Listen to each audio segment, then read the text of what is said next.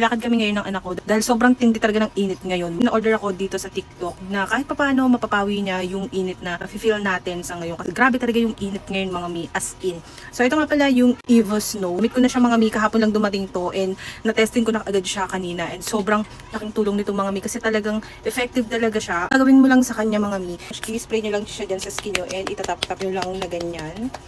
Nag-apply ako nito sa dibdib ko, sa likod ko and dito nga sa aking braso kasi sobrang effective niya and tumatagal nga pala ito sa skin ng 30 minutes kaya perfect na perfect talaga ito ngayon mga mi, ngayong tag-init, as in kahit sa batok pwede nyo siyang ilagay and hindi rin siya malagkit i-apply sa skin.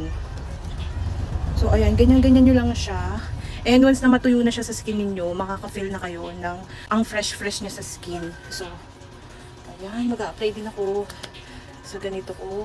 Kasi as in talagang init talaga ngayon mga mi. Sobra. Kanina umalis kami ng partner ko, mga 8. Grabe na yung init. Sobrang init na. And ayan. Dalawa nga pala yung in-order ko ng ganito mga mi kasi feel ko talaga na madali lang maubos sa akin yung isang bottle na ganito. And ayun nga. Ayan, kagamit ko pala ngayong araw at ganyan na lang siya kasi ginagamit na rin siya nung anak ko na bunso.